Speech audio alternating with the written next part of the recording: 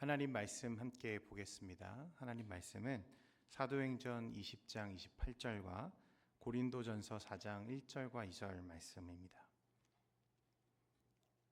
제가 읽어드리겠습니다. 사도행전 20장 28절과 고린도전서 4장 1절과 2절에 있는 말씀인데요. 제가 읽어드리겠습니다. 여러분은 자기를 위하여 또는 온 양떼를 위하여 삼가라. 성령이 그들 가운데 여러분을 감독자로 삼고 하나님이 자기 피로 사신 교회를 보살피게 하셨느니라. 사람이 마땅히 우리를 그리스도의 일꾼이요 하나님의 비밀을 맡은 자로 여길지어다. 그리고 맡은 자들에게 구할 것은 충성이니라. 아멘. 할렐루야. 좌우에 계시는 성도님들과 인사하겠습니다. 잘 오셨습니다. 네. 지난주에 이어서 재직 세미나를 계속해서 또 이어가는 중에 있습니다. 우리 지난 시간에 교회가 무엇인지 우리가 다루었는데 여러분 기억을 하시겠죠? 그렇죠? 교회는 하나님이 세상 밖으로 불러내신 자들의 모임이다. 그리고 그리스도의 몸이다. 하나님의 구속을 위한 이 땅의 가시적인 기관이다. 이렇게 우리가 교회를 정의했습니다. 교회는 그래서 하나님 나라를 위한 도구로서 이 땅에 존재합니다. 그렇다면 하나님은 어떻게 이 땅에 있는 교회들을 사용하시는가? 그래서 오늘은 교회의 질서와 정치에 대해서 또 직분에 대해서 여러분 살펴보려고 하는데요. 왜 교회의 질서가 중요한지, 절차가 중요한지, 또 우리 동현교회가 앞으로 더 세워져야 할 이 하나님의 질서가 무엇인지를 우리가 좀 깨닫게 되는 시간이 되기를 소망합니다. 지난주에는 프린트를 제가 미처 만들지 못해서 나눠드리지 못했는데 혹시 오늘 그 교환을 못 받으신 분들은 뒤에 준비되어 있는 교환을 꼭 보시고 오늘 강의 동참하시면 되겠습니다. 네. 먼저 교회의 질서와 정치에 관한 이야기를 조금 시작을 해보려고 합니다. 먼저 여러분 교회는 우리가 기억해야 할 것이 질서 있는 기관이다. 이렇게 여러분 기억하시면 좋겠어요. 우선 교회의 질서와 제도 그리고 직분은 정치의 영역에 소속하는 것입니다. 정치. 우선 교회 정치에 대해서 여러분 잘못된 오해를 하나 조금 제거하고 좀 시작하면 좋겠는데 적지 않은 사람들이 교회와 정치는 아무런 관련이 없다라고 말하고 또 그렇게 생각합니다. 나름대로의 합당한 이유가 있어요. 왜냐하면 교회는 정치적인 집단이 아니라는 거예요. 여러분 이 말은 맞죠? 교회는 정치 집단이 아닙니다. 하지만 교회가 정치 집단이 아니라고 해서 교회에 정치가 필요하지 않은가? 그것은 또 다른 차원의 이야기죠. 교회는 정치 집단이 아니지만 그럼에도 무엇이 필요합니까? 정치가 필요한 조직입니다. 여러분 정치는 크게는 나라를 다스리는 일이고 작게는 공동체를 다스리는 일이죠. 나라가 공동체를 다스리려면 행정 절차의 형태를 갖춘 정치적 조직체가 필요한 거죠. 교회 정치 역시 마찬가지라는 거예요.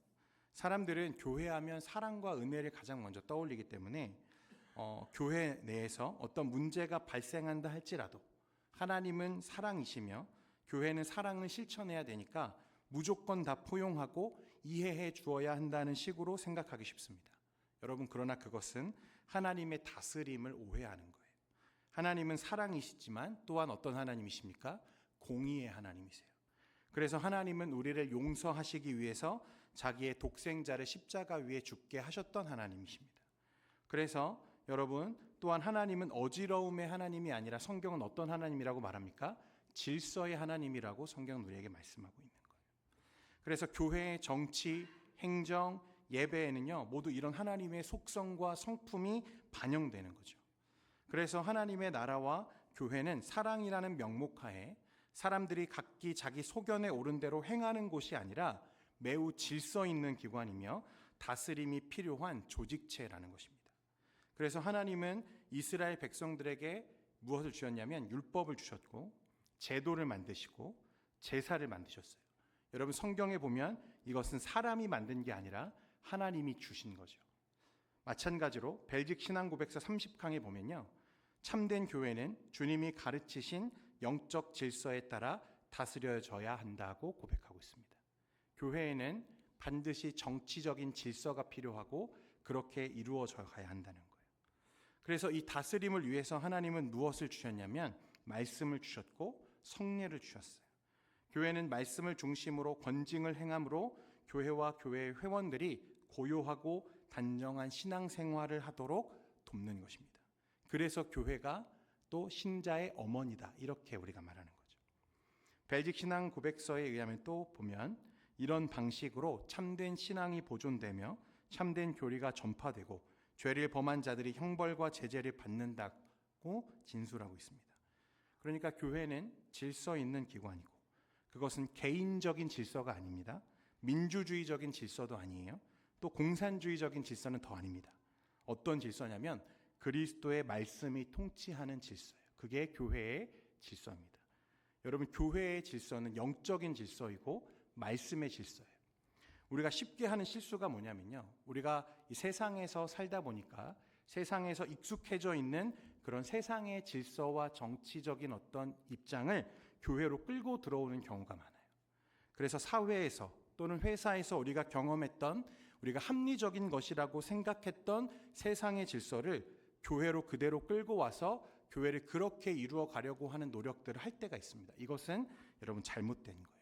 교회의 질서는 영적인 질서이고 말씀 중심의 질서이기 때문에 세상의 법과 질서를 가지고 교회의 영적인 진리를 담으려고 하는 시도를 하면 안 된다는 거예요. 여러분, 교회는 질서 있는 기관이다. 여러분 꼭 이것을 기억하시기 바랍니다. 그러면 두 번째로 주님이 말씀하신, 주님이 말씀으로 가르치신 이 영적인 질서는 구체적으로 무엇일까?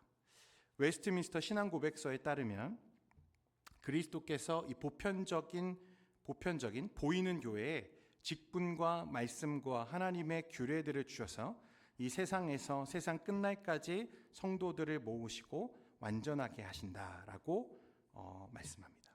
직분과 말씀과 하나님의 규례들을 주셨다. 이게 영적인 질서라는 거예요. 말씀이 근거하는 영적인 질서. 우리는 교회가 그리스도를 머리로 하는 그의 몸이요 지체라는 말을 했습니다. 그렇다면 지체된 교회는 머리된 그리스도의 다스리심에 순종할 책임이 있는 거죠. 여러분, 몸은요 머리의 명령을 듣는 겁니다. 그렇죠? 그런데 그리스도의 영적 다스림이 시행되는 방식이 뭐냐면 직분과 말씀과 규례라는 거예요. 자, 다시요. 교회는 질서 있는 기관이고 하나님의 영적인 질서 안에서 다스려져야 되는데 그 다스림은 어떻게 구현되냐면 직분과 말씀과 규례를 통해서 구현된다고 말하고 있는 거예요. 벨직 신앙고백서 30항에 보면 그렇기에 교회는 하나님의 말씀을 설교하고 성례를 집례하는 목사들 또는 사역자들과 교회의 회를 구성하는 장로들과 집사들이 있어야 한다고 명시하고 있어요. 직분이 있는 거죠. 교회에 직분을 두신 것은 하나님의 질서를 교회 안에 이루시려고 하는 하나님의 계획 때문에 있는 것입니다. 교회의 영적인 질서는 목사와 장로와 집사, 이 영적인 직분을 통해서 이 땅에 구현되는 거예요. 눈에 보이지 않지만 역사하는 그리스도의 보이지 않는 통치가 눈에 보이는 직분자들의 정치를 통해서 구현되는 것입니다. 바울은 그리스도께서 교회에 사도, 선지자, 복음 전하는 자와 목사와 교사를 주셨고 장로와 집사를 주셨다고 말씀합니다. 에베소서 4장 11절과 12절에 보면요, 그가 어떤 사람은 사도로, 어떤 사람은 선지자로, 어떤 사람은 복음 전하는 자로, 어떤 사람은 목사와 교사로 삼으셨으니 이는 성도를 온전하게 하여 봉사의 일을 하게 하며 그리스도의 몸을 세우려 하심이라고 말씀했습니다. 여러분, 명심해야 되는 것은 직분을 통해서 하나님이 질서를 세워가시고 하나님의 뜻을 교회 가운데 이루어 가시는데요, 교회의 직분은 여러분 세속적인 의미에서 계급적인 직분이 아닙니다. 상하 복종해야 되는 명령 체계로서의 직분이 아니에요. 장로님은 높은 사람, 목사는 높은 사람, 집사는 조금 덜 높은 사람, 이런 게 아니라는 것입니다. 그리스도 안에서 모든 직분은 동등합니다. 믿으십니까? 그렇지만 여러분, 그 직분이 가지는 권한과 또 그 직분이 주는, 직무가 주는 권한에서 파생되어지는 질서가 있어요. 그래서 우리는 당회, 장로회, 장로가 이제 회를 이루어서 당회를 이루잖아요. 당회의 권위에 우리가 순종합니다. 그것은 장로님들이 높아서 순종하는 게 아니라 장로라고 하는 직무가 가지는 권한을 우리가 순종해 주는 거예요. 이해되시죠? 장로님들이 높아서 우리가 순종하는 게 아니고 장로라고 하는 직무가 가지는 파생적인 권한에 우리가 순종하는 것입니다. 그게 질서이기 때문에 그래요. 그리고 그 질서가 사람이 세운 것이 아니라 하나님이 교회를 다스리시고 통치하시는 방식이라고 우리가 믿기 때문에 순종하는 것입니다. 여러분 이해가 되시나요? 여기까지? 네. 너무 잘 따라오고 계십니다. 자, 그런데 이런 영적인 질서가 부여하는 파생적인 권위를요, 종종 부정하는 사람들이 있어요. 질서 안에서 부여되는 권위와 다스림을 배격하고 폐지하려고 하는 사람들을 보게 됩니다. 누구든지 어떤 이유에서든지 이런 질서와 다스림이 필요 없다고 말하거나 나아가서 나쁘다고 말하는 자가 있다면 그 사람이야말로 교회를 망치고 파괴하는 자라고 우리가 볼 수 있는 것입니다. 자, 세 번째는 그러면 하나님이 교회의 질서를 원하시는 것, 그러면 이 정치를 주신 목적이 무엇이냐? 하나님은 왜 이 교회 안에 직분자를 두셨을까? 앞에서 우리가 에베소서 4장 11절과 12절 말씀을 읽었는데요. 말씀에 보니까 이런 말씀이 있어요. 이는 성도를 온전하게 하여 봉사의 일을 하게 하며 그리스도의 몸을 세우려 하심이라. 우리가 다 하나님의 아들을 믿는 것과 아는 일에 하나가 되어 온전한 사람을 이루어 그리스도의 장성한 분량에 충만한 데까지 이르리니 이는 우리가 이제부터 어린아이가 되지 아니하여 사람의 속임수와 간사한 유혹에 빠져 온갖 교훈의 풍조에 밀려 요동하지 않게 하려 함이라. 그러니까 이런 질서 있는 교회를 이루어가는 목적이 무엇이냐면 성도들을 온전하게 하고 그리스도의 몸을 바르게 세우기 위함이다. 그러니까 교회가 참되고 진실한 교회로 세워지기 위해서는 질서가 필요하고 그 질서는 하나님이 정하신 직분과 이 정치, 체제 안에서 구현되는 것임을 말씀하고 있다는 거예요. 여러분 그러면 교회에 목사가 없다. 여러분 그럼 어떤 일이 벌어지겠습니까? 목사의 고유한 성경적인 기능이 없다면 그 교회는 신앙적으로 매우 허약해질 수밖에 없어요. 성경적인 설교와 세례와 성찬의 집례가 목사의 고유 권한이고 역할이잖아요. 말씀이 없는 교회 어떻게 되겠습니까? 여러분 신앙이 흔들릴 수밖에 없죠. 장로는 목사와 함께 교회를 치리하고 다스리는 자이죠. 죄와 악으로부터 참된 신앙을 보호합니다. 필요하다면 죄를 범한 자들을 형벌하고 제재하여 그리스도의 영광과 교회의 순수성을 보호하는 자들이죠. 장로의 치리가 없다면 여러분 교회는 무분별해지는 거예요. 고린도 교회처럼 성적인 타락과 세속적인 어떤 타락이 있어도 막을 방법이 없어지는 거죠. 그렇다면 집사는 성도들의 물질적 필요를 돌아보고 개인적으로 구제하며 공적으로 구제하여서 교회의 참된 신앙이 보존될 수 있도록 봉사하고 협력하는 자들이죠. 목사와 장로와 집사, 하나님이 정하신 이 성경적인 직분과 질서를 통해서 교회는 참되고 바른 정직한 신앙 안에 세워져 감을 기억하셔야 됩니다. 이게 질서예요. 이로 볼 때 교회의 질서와 정치가 필요한 이유는 참된 신앙을 보존하고 참된 교리를 전파하며 범죄한 자를 향해 형벌과 제재를 가하며 가난한 자와 비탄에 빠진 자에게 도움과 위로를 제공하여 교회를 그리스도의 장성한 분량에 충만하게까지 자라게 하기 위함이다. 이렇게 말할 수 있습니다. 네, 물을 한 모금 하겠습니다. 자, 그런데요, 여러분, 교회에는요 여러 가지 정치 체제가 존재합니다. 우리 교회는 장로교잖아요. 장로교 정치 체제도 있고 또 여러 가지 정치 체제가 있는데 지금 오늘날 이 땅 가운데 우리가 기억해야 하는 세 가지 형태의 교회가 있습니다. 첫 번째는 뭐냐면 감독 정치고요. 두 번째는 회중 정치, 세 번째는 장로 정치다. 다른 퀘이커나 여러 가지 정치 형태가 더 있습니다만 사실 거의 유명무실하고 지금 현재까지 교회에 이루어지고 있는 주요한 정치 체제가 이 세 가지 정도로 우리가 볼 수 있다. 여러분 감독 정치는 교회의 감독한 사람에게 가장 큰 권위 구조를 부여하는 정치 체제가 감독 정치예요. 대표적으로 카톨릭이나 감리교회가 이 감독 정치에 해당하는 정치 체제를 가지고 있습니다. 여러분, 로마 카톨릭에서요, 교황이요 최고 감독이에요. 그래서 교황, 대주교, 주교, 사제, 부제 식으로 이제 내려가는 계급 구조를 철저하게 따르는 정치 체제가 이 카톨릭, 이 감독 정치인 거죠. 같은 감독 정치이긴 합니다만 감리교회는 조금 구조가 다릅니다. 감리교회 역시 감독제이기는 하지만 감독의 권한이 로마 카톨릭에 비해서는 현저히 약하죠. 그러나 여전히 계급적인 구조를 가지고 있고 감독, 이 회장의 권한과 영향력은 실제로 막강합니다. 감독 정치 체제에서요, 목사는 회중을 목양하는 자이고요, 감독은 목사들을 다스리는 자예요. 그래서 목사들이 감독의 치리를 받습니다.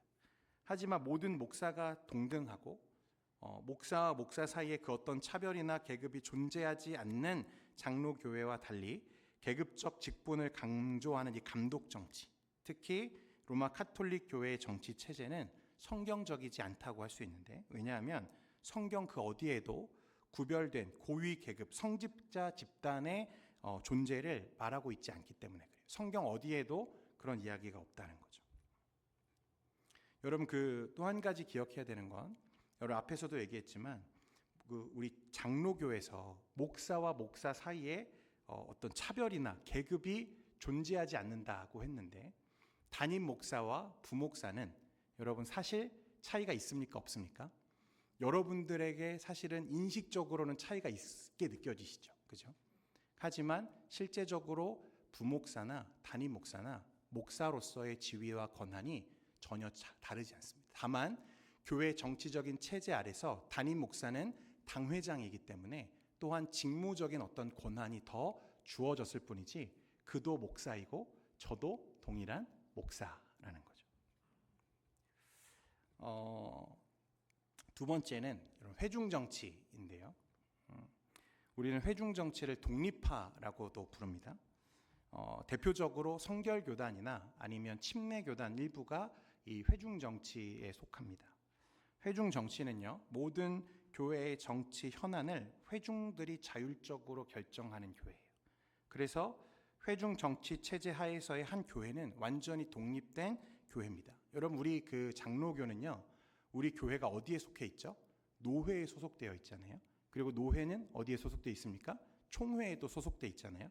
그런데 이 회중 교회는요, 물론 회를 이루긴 하지만 그 어떤 회도 지 교회의 권한을 침해할 수가 없게 되어 있어요. 그러니까 그 교회가 결정하는 것을 다른 어떤 기관도 침해하거나 그것을 간섭할 수가 없는 구조로 되어 있다는 거예요.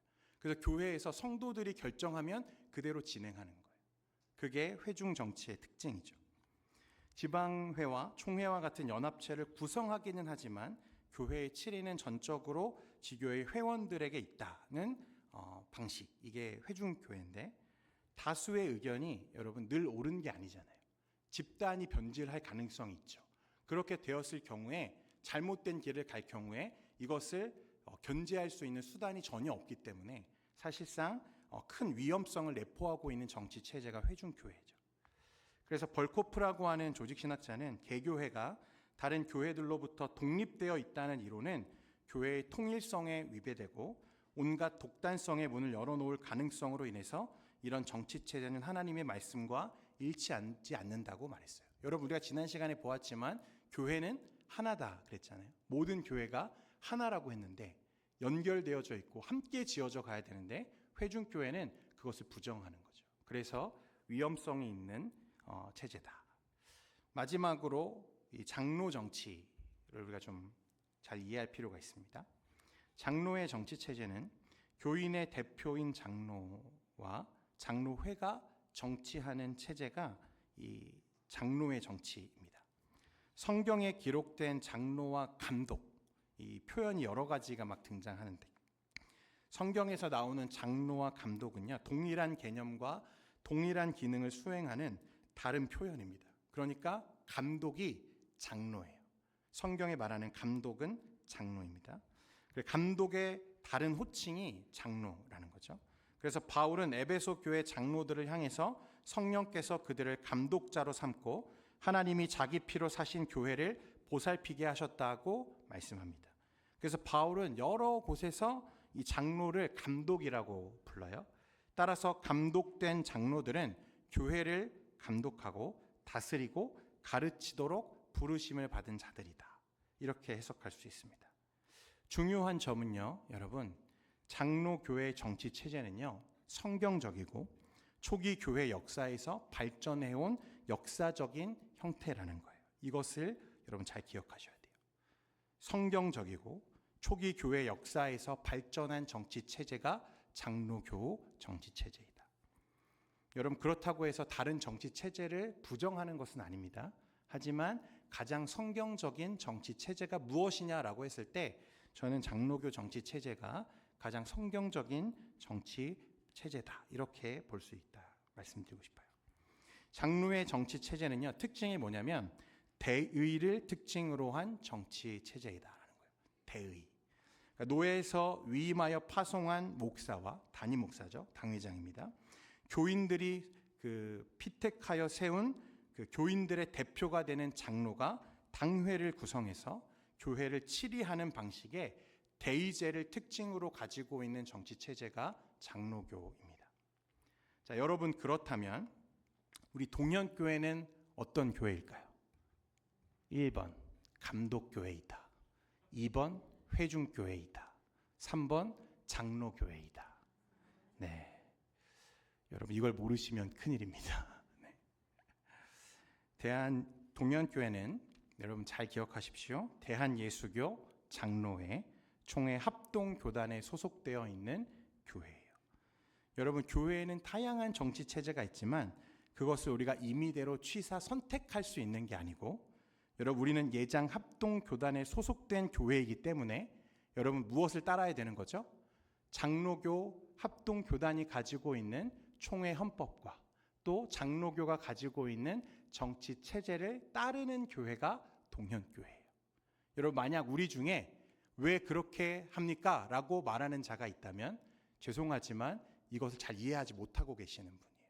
우리는 장로교회에 소속된 교회이고 장로교회가 가지고 있는 정치적인 모범을 따라가는 교회임을 여러분 반드시 기억하셔야 돼요.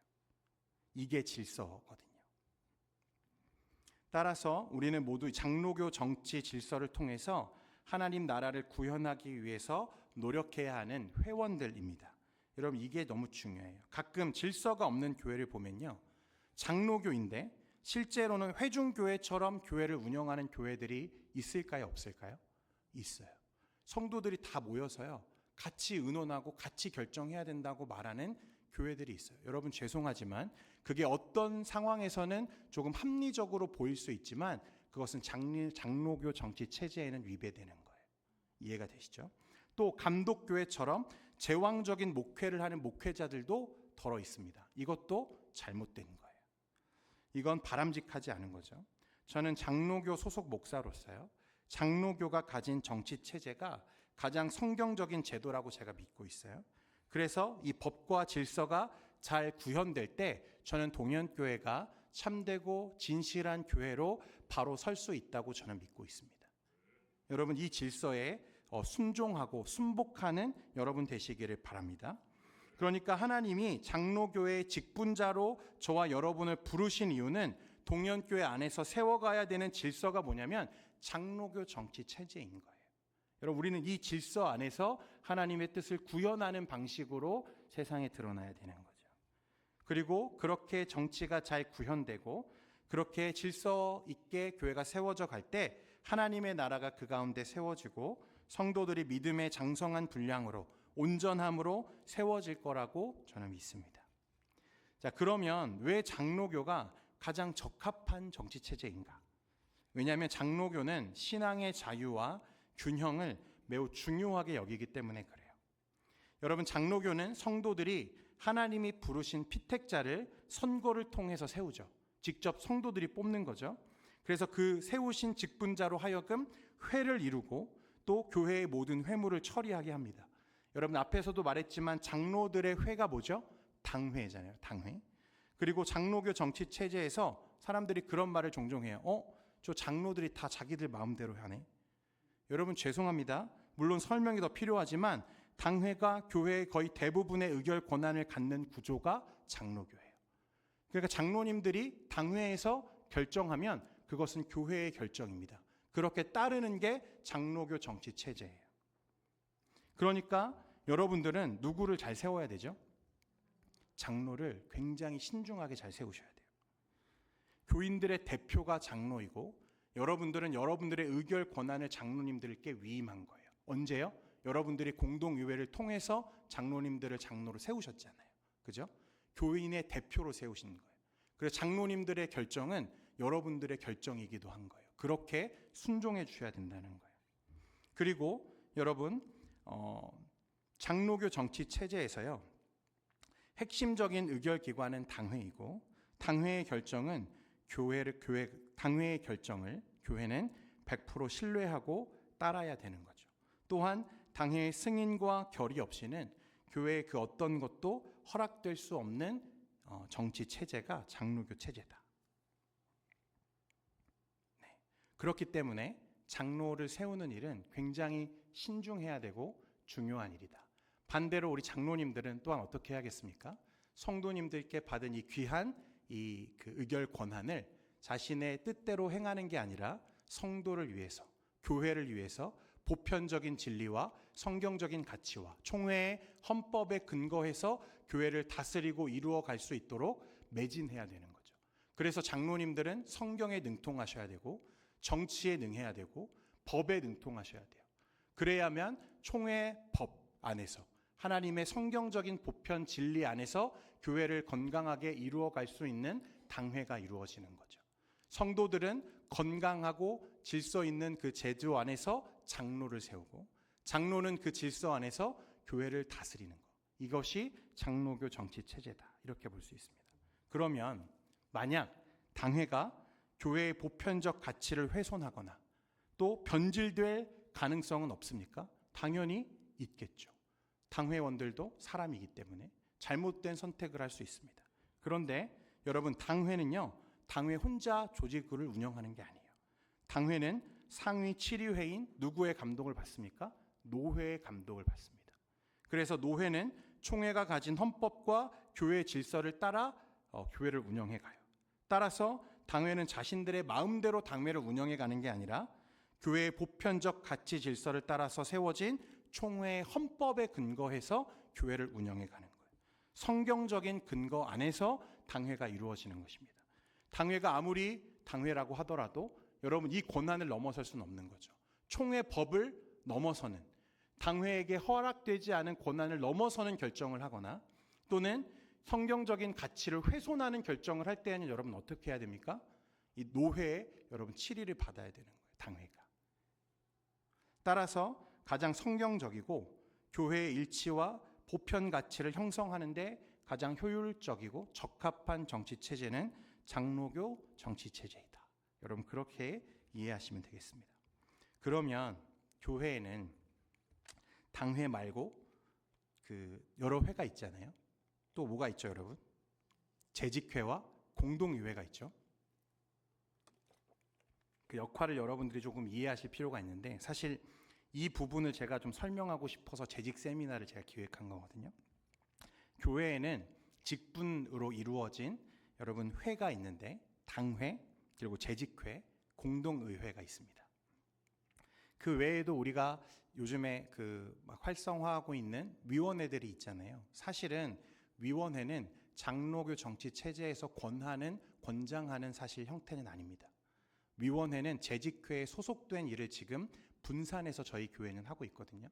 왜냐하면 재직회가 사실 그 기능이 온전하게 잘 세워져 있지 않기 때문에 이 위원회들을 통해서 그 역할들을 분산하고 효율적으로 만들기 위해서 지금 위원회를 만든 거예요.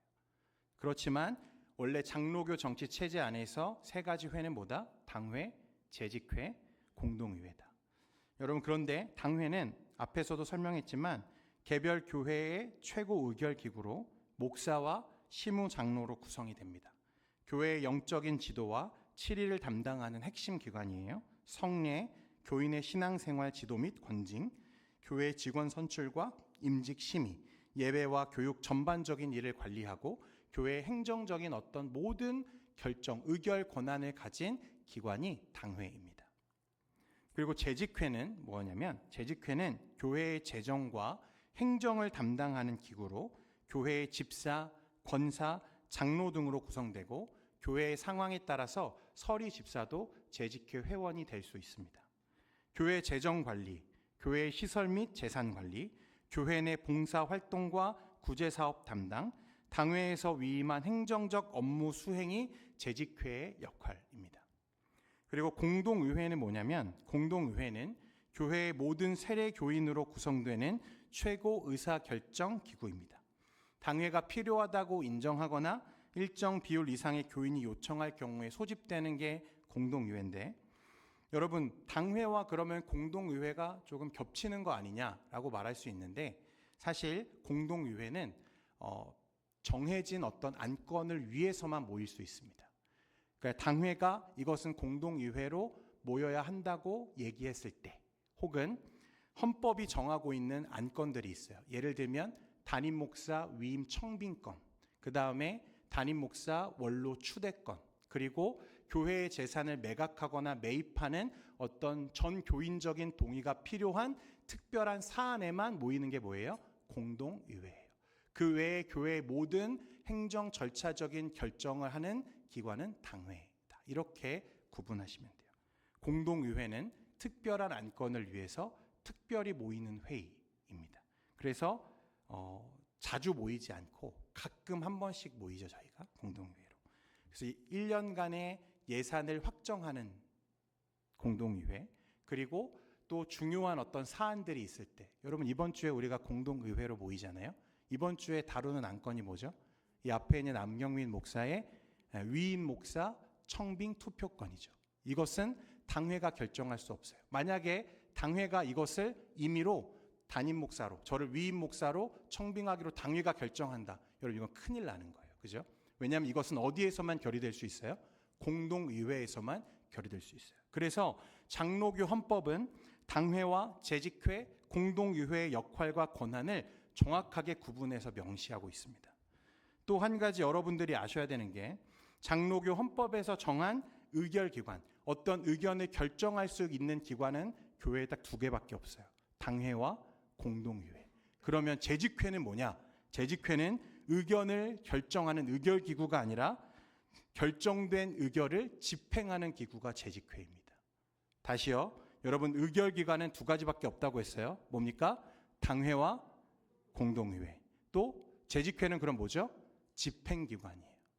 여러분 만약 예를 들어서 당회에서 그러면 이번 안건은 재직회에서 모여서 재직회의 결정대로 하기로 합시다 라고 결정해서 그 권한을 재직회에 위임해주면 재직회가 의결할 수 있는 권한이 생깁니다. 하지만 보통 평상시에는 재직회는 의결할 수 있는 권한이 없어요.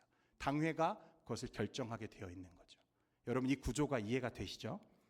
재직회에서 그러니까 무언가를 결정했다고 해서 교회가 그걸 진행하는 게 아니라, 결정하는 건 어디서 결정해요? 당회에서 최종적으로 결정하게 되어 있는 거예요. 장로교 헌법에 따르면 재직회는 독립적인 의사결정권을 갖지 않으며 당회의 지도 아래에서 교회의 행정을 수행하는 기구입니다.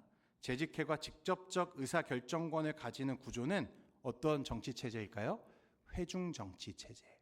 그래서 회중정치에 가보면 각종 위원회가 많이 있습니다. 그리고 거기에서 결정되어지는 안건이 실제 교회에서 이루어지는 결정이 돼요. 그러나 장로교는 다릅니다. 장로교는 여러분들이 그 권한을 위임하신 당회가 결정하는 정치체제다. 우리는 장로교로서 여러분들이 직접 선출한 장로들의 권위와 당회의 권한을 존중하는 교회 되기를 바랍니다. 그게 장로교의 정체성이에요. 때로는 내 생각과 조금 다를 수 있어요. 그죠? 당회의 결정이 좀 이해가 되지 않을 때도 있습니다. 그렇지만 그것이 만약에 총회 헌법이나 어떤 성경적인 가치를 위배하는 것이 아니라면 여러분들은 거기에 순종해 주셔야 돼요. 그러나 반대로 이게 진리를 훼손하는 일이거나 혹은 교회의 어떤 총회 헌법을 넘어서는 당회에게 위임된 권한을 넘어서는 어떤 권력을 행사하려고 할 때는 여러분 성도들이 그걸 막아야 되는 거죠. 이해가 되시죠? 할렐루야. 네. 그래서 여러분 장로교는 이런 그 제도가 정말 중요해요. 질서가 중요해요. 너무 많은 교회들이 이렇게 아름다운 제도를 가지고 있음에도 실제로 구현해내지 못하고 장로교가 회중교회처럼 혹은 감독교회처럼 어떤 담임 목사 한 사람의 카리스마로 다 밀어붙이고 어떤 당회나 어떤 유력한 어떤 사람이 막 밀어붙이고 또 회중들이 전체가 다 모여가지고 회중교회처럼 사물을 처리하려고 하고 여러분 그렇게 할 때 교회가 혼란하게 되는 거예요. 장로교회는 총회 헌법과 성경적인 가치 기준 위에서 이루어지는 교회다. 여러분 그렇게 이해해 주시면 감사하겠습니다. 그리고 동현교회는 우리가 장로교회에 소속된 교회이기 때문에 이 제도, 장로 정치 체제를 가지고 앞으로도 하나님의 뜻을 구현해 나가는데 여러분 직분적으로 헌신하는 저와 여러분 되기를 소망합니다. 자, 이어서 이제 성경적인 직분과 사역의 구분에 대해서 조금 이야기를 해봐야 될 것 같습니다. 에베소서 4장 11절에 앞에서도 읽었지만 그가 어떤 사람은 사도로, 어떤 사람은 선지자로, 어떤 사람은 복음 전하는 자로, 어떤 사람은 목사와 교사로 삼으셨다라고 말씀합니다. 이 바울은요, 그 직분에 대해서 사도, 선지자, 복음 전하는 자, 그리고 목사와 교사를 지금 말씀에 언급했습니다. 이 직분에는 좀 구분이 필요해요. 바울이 언급한 직분 중에는요, 특별한 직무가 있고 또 일반 직무가 있습니다. 어떤 구분인지 여러분 조금 구분할 필요가 있는데 일반적으로 사도와 선지자, 복음 전하는 자는요, 구약시대와 신약시대 초기까지 존재했던 직분입니다. 여러분 요즘 누군가가 내가 선지자다 혹은 내가 사도다 이렇게 말하는 사람은 99%가 뭐다? 이단이다. 여러분 이렇게 보시면 됩니다. 여러분 특별한 시대, 특별한 직무를 위해서 부르신 하나님의 사람들, 사도, 그 다음에 선지자, 그 다음에 복음 전하는 자, 이 세 가지 직분은 특별 직무에 소속되는 거예요. 그리고 이 직분은 말씀의 완성과 함께 종결된 직분입니다. 더 이상 사도는 있다 없다? 없다. 선지자도 없다. 이렇게 보시면 돼요. 자, 그리고 반면에 하나님께서 교회 시대에 일반 직무 또는 영구한 직무를 주셨는데 그것이 목사와 또는 교사입니다. 교사는 목사의 또 다른 직무이며 기능이죠. 신약 성경에 목사 외에 장로와 집사 이 직분 역시 일반 직무임을 우리가 확인할 수 있습니다. 그러니까 하나님께서는 이 신약의 직분자들에게 은사를 부여하시고 특별히 부르셔서 주님이 오실 때까지 주님의 몸된 교회를 치리하고 감독하고 다스리게 하셨어요. 자, 특별 직무는 이미 끝났습니다. 그리고 나서 이 시대에는 하나님이 어떤 직무를 주셨냐면 목사와 장로와 집사를 성경에서 주신 직무로 우리가 보는 거죠. 종교개혁자 칼빈은 이들이 없으면, 이들이라고 하는 건 목사와 장로와 집사입니다. 이들이 없으면 교회가 절대로 앞으로 나아갈 수 없다고 우리에게 말했어요. 자, 여러분 오늘날 자신들을 소위 신사도라고 부르는 사람들이 실제로 있습니다.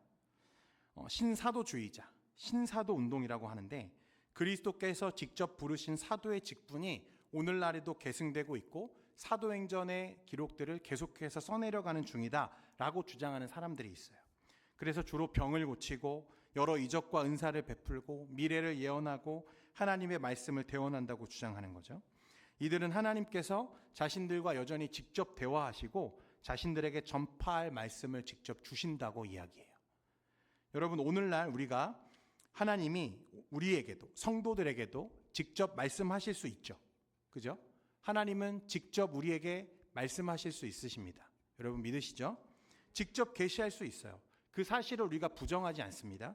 하지만 계시로서 하나님의 말씀, 성경 계시는 이미 완성되었기 때문에 이런 개인적이고 주관적인 체험이나 경험은 성경과 같은 권위를 가질 수가 없는 거죠.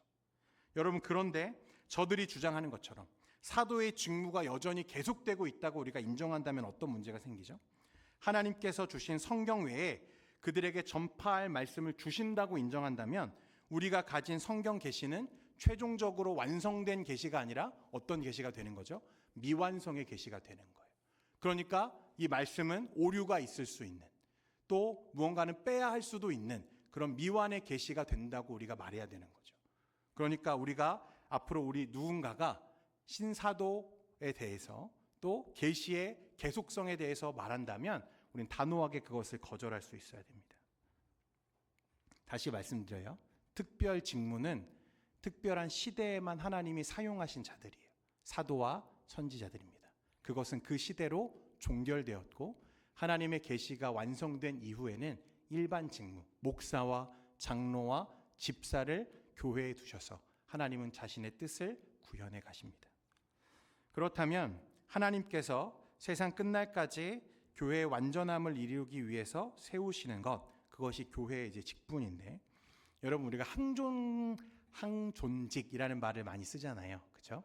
주로 목사와 장로와 집사가 항존직이다 이렇게 이야기를 하는데, 여러분 항존직은요 어떤 뜻이냐면 우리가 한 번 받으면 죽을 때까지 그 직분이 계속된다라는 뜻이 아닙니다. 여러분 그렇게 이해하시면 안 됩니다.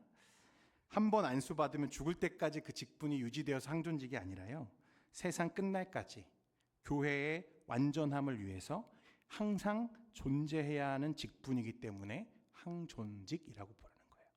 목사와 장로와 집사의 직분은 언제까지요? 세상 끝날까지 교회의 완전함을 위해서, 하나님의 뜻을 교회의 질서 안에서 구현하기 위해서 반드시 있어야 하는 직분이기 때문에 항존직이라고 부르는 거예요. 여러분 여기서 집사는 안수 집사입니다. 시무 집사 말하는 거죠. 교회를 위해서 주님이 직접 부르시고 세우신 질서가 바로 직분인 거예요. 그러니까 하나님은 이제 목사와 장로와 집사라는 직분을 교회에 세우셔서 세상 끝날까지 교회의 교회됨을 완전하게 하시고 교회를 치리와 말씀으로 세워가는 역할을 부여하신다고 말씀합니다. 그러니까 이 직분 받은 자들은요, 이 사명을 무겁게 인식해야 돼요.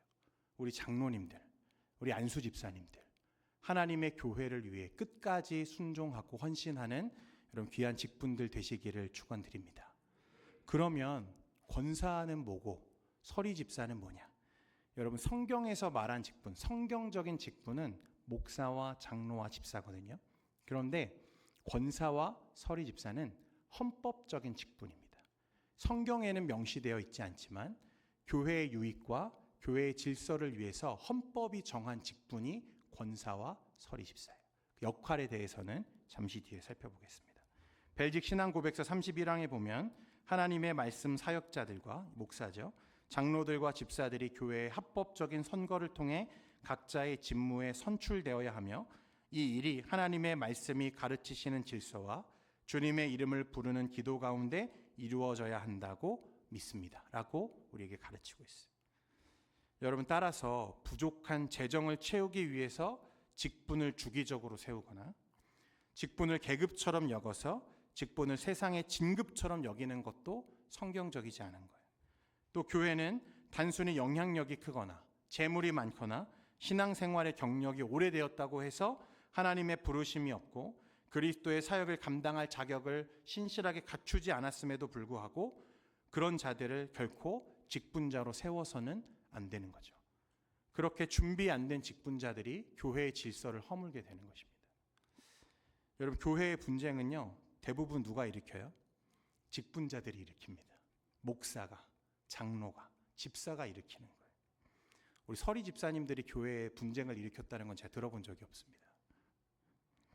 질서를 인정하지 않는 잘못된 직분자가 교회에 세워질 때 교회가 약해지는 거죠. 자, 그러면 시간이 벌써 40분이에요. 네. 아직 해야 될 게 많이 남았는데 빠르게 해보겠습니다. 이제 각 직분들의 역할을 조금 보려고 하는데, 여러분 목사의 직분, 목사의 역할이 무엇일까요?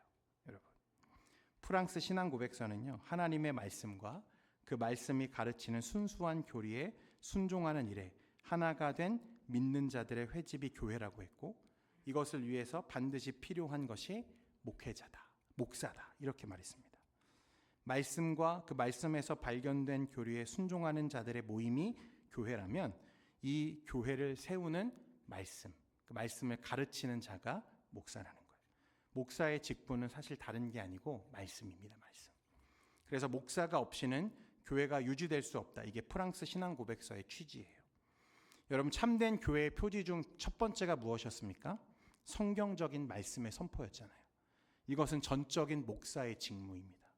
이를 위해서 특별한 사명과 특별한 교육을 받고 부름받은 목사만이 감당할 수 있는 직무예요. 목사는 구약의 선지자와 같고 신약의 사도와 같습니다. 아니, 아까는 분명 선지자나 사도의 직무가 끝났다고 했는데 이제 와서 목사가 선지자고 사도냐? 그게 아니고요. 이 말은 목사가 선지자들과 사도들이 수행했던 사역, 하나님의 말씀을 전하는 사역을 오늘날 누가 수행하는 거죠? 목사가 수행하게 됨을 말하는 거예요. 구약에서 선지자가 하나님의 말씀을 대언하고 신약에서 사도들이 그 말씀을 가르쳤다면 오늘날 목사들이 기록으로 완성된 하나님의 말씀, 성경을 가르치는 것입니다. 그러니까 목사의 직무, 목사의 사역은 무엇인가? 보이지 않는 하나님의 말씀인 성경을 가르치고 보이는 말씀인 성례를 통해서 하나님의 말씀을 가르칩니다. 설교와 성례의 집행, 이것이 목사의 가장 중요한 사역이다.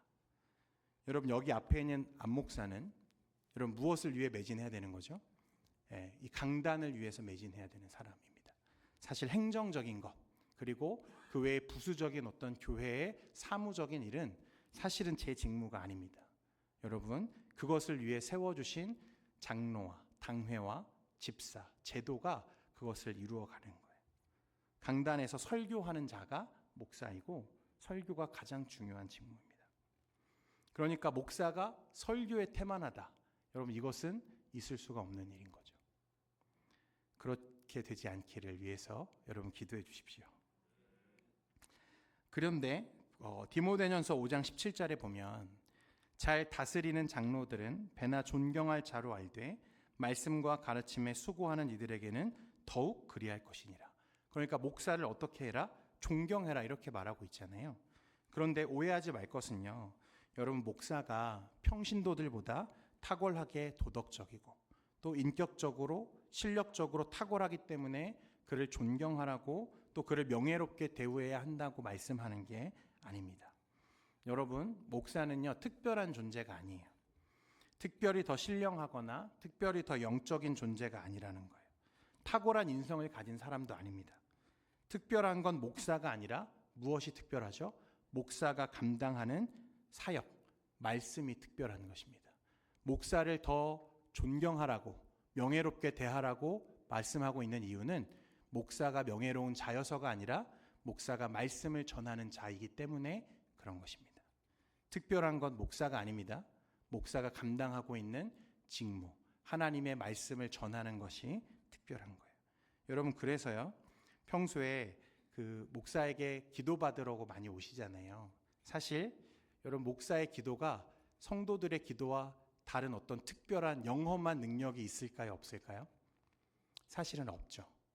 똑같습니다. 하지만 왜 오세요? 하나님이 세우신 직무의 무게를 여러분들이 순종하시기 때문에 오시는 거죠. 그죠? 제가 특별해서, 제가 더 영험해서 저에게 오시는 게 아니라 제가 목사이기 때문에 오시는 거죠.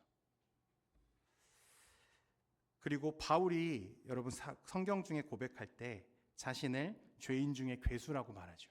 그죠? 바울이 그러할진데 목사는 어떻겠습니까? 부족함이 많은 사람이죠. 그런데 한국 교회 성도들은요, 이 목사를 이 카톨릭적인 어떤 성직의 개념과 혼동하는 경우가 많아요. 뭔가 목사는 좀 더 신령한 것 같고, 뭔가 더 영적으로 충만한 것 같고, 물론 그러려고 더 노력합니다만, 그래서 하나님이 목사의 기도에는 더 빨리 응답하실 것 같고, 더 많이 응답하실 것 같은 여러분 그런 기대를 하시지만, 그럴 때마다 제가 너무 부담됩니다. 네. 여러분 안에는 이미 성령 하나님이 내주하고 계시죠. 그죠? 여러분은 왕 같은 제사장이시잖아요. 그러니까 여러분들이 기도하셔도 하나님이 다 들으세요. 네. 이제 저에게 오지 마십시오. 네.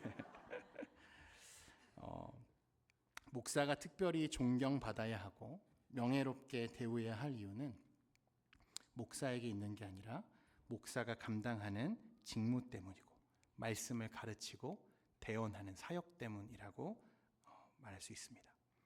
그러면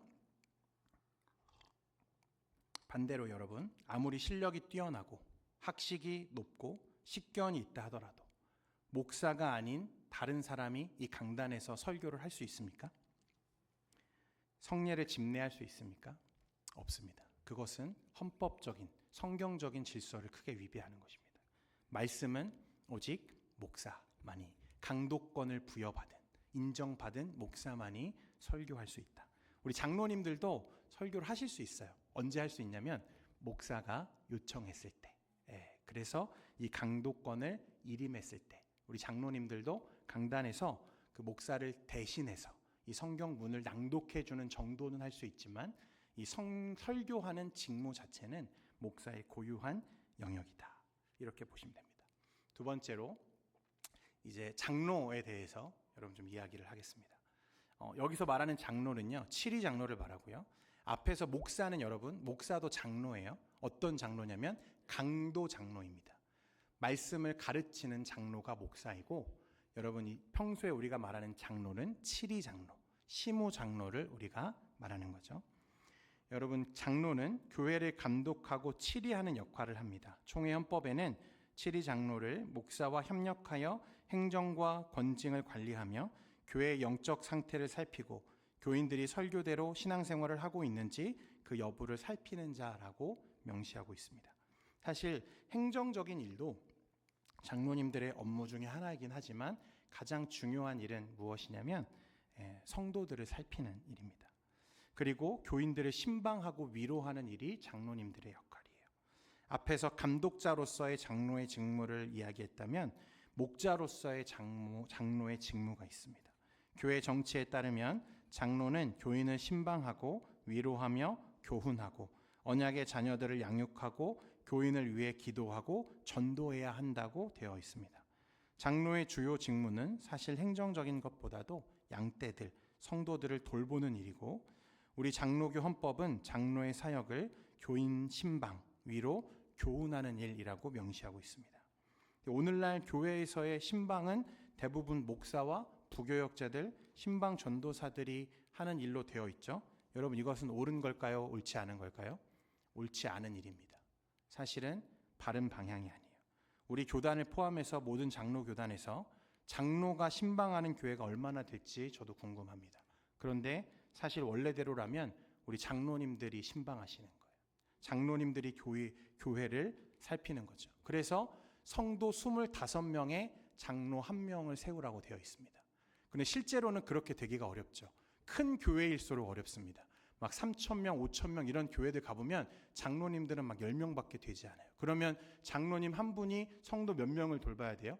거의 1,000명을 돌봐야 되는 경우도 있어요. 이게 불가능한 거죠. 그러니까 사실 장로의 기능이 제대로 살아나기가 사실 어려운 부분이 있어서 이것을 교회가 시스템적으로 목양적인 시스템을 두고 관리하게 되는 이 현실적인 부분이 있는 것입니다. 그렇지만 원래 장로의 직무는 교회를 돌보고 성도를 돌보는 일이다. 네. 그리고 목사와 장로의 관계는 넘어가겠습니다. 쭉 넘어가고 당회의 목적은 그러니까 교회의 숫자 성장이 아니라 사람의 성장, 성도의 성장을 위해서 더 큰 노력을 기울여야 한다. 이렇게 보시면 됩니다. 다음 안수집사 넘어가겠습니다. 여러분 안수집사는요, 특별한 사명과 직무로 구별되었다는 뜻입니다. 장로와 함께 집사는 항존직으로 구별이 됩니다. 성경적인 직무예요.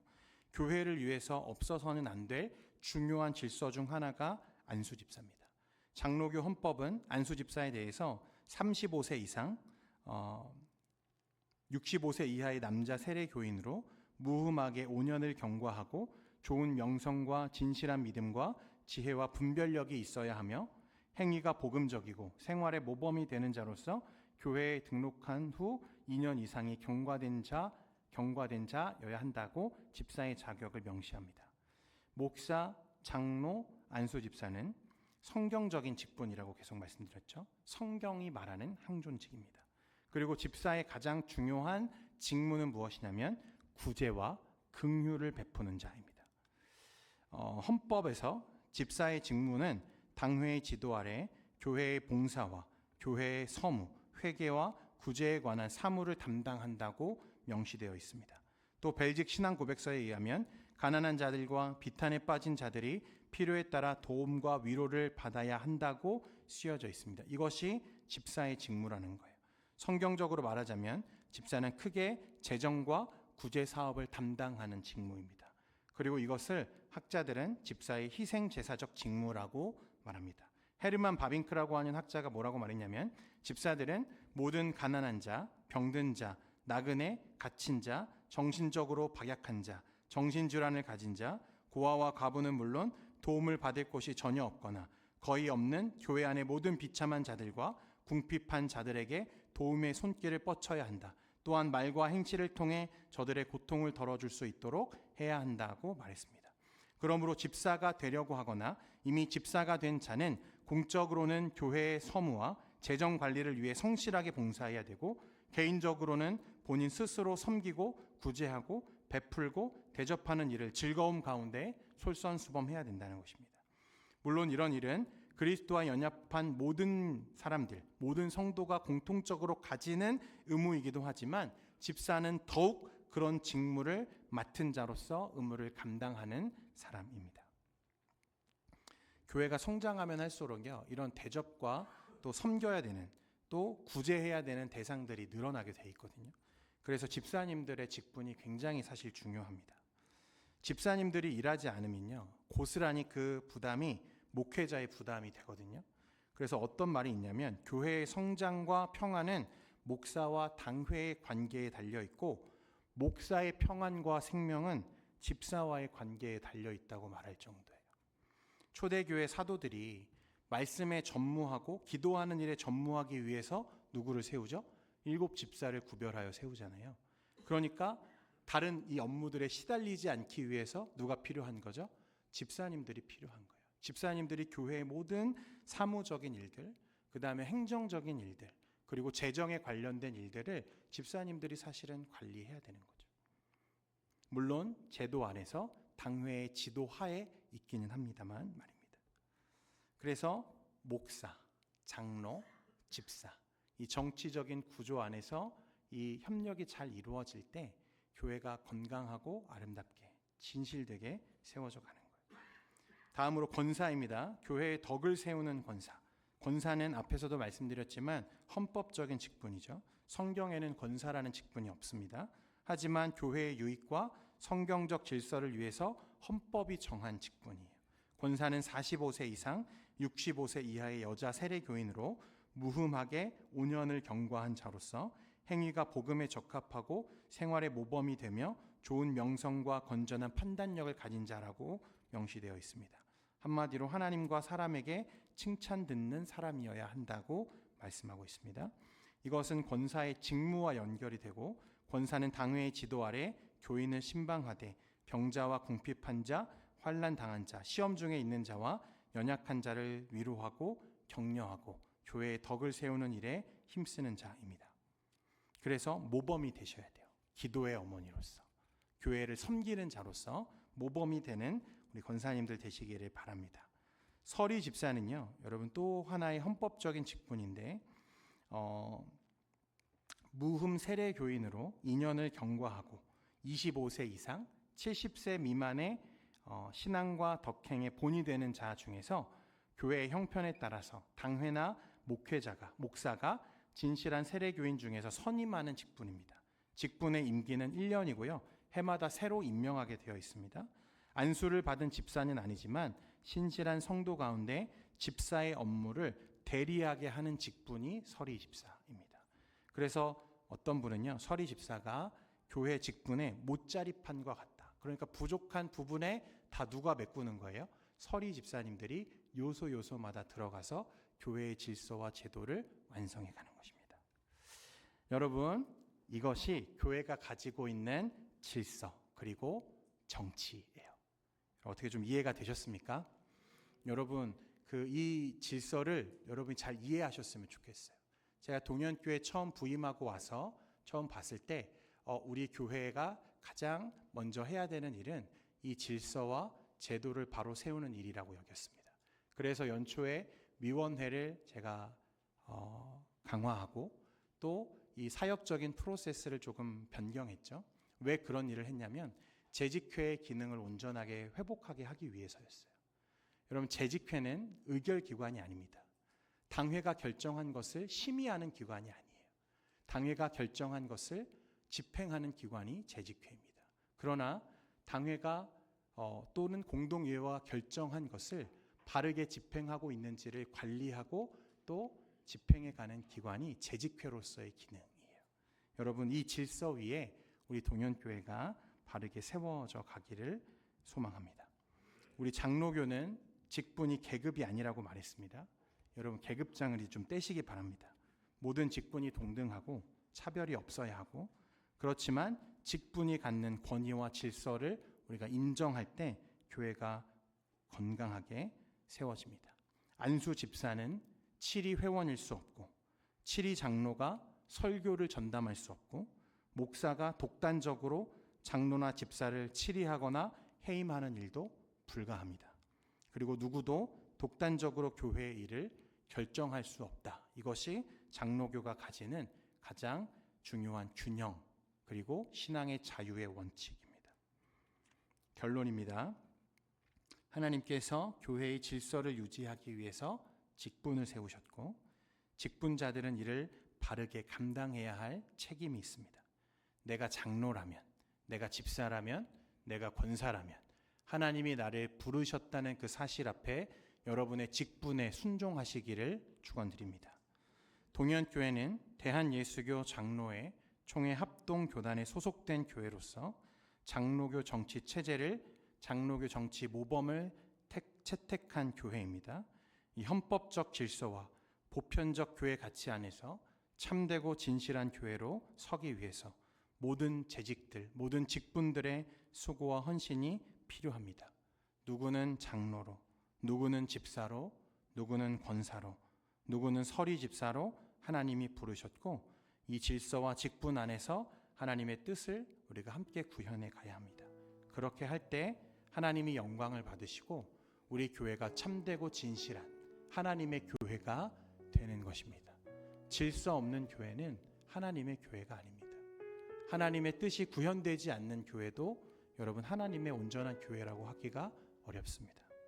교회의 직분이 올바르게 세워질 때 비로소 교회가 건강하게 성장하고 하나님께서 원하시는 교회가 될 수 있음을 여러분 순종함으로 우리가 받을 수 있기를 바랍니다. 우리 이 시간에 찬양 늦었지만 찬양 한 장만 하고요. 교회를 위해서 함께 기도하고 마치려고 합니다.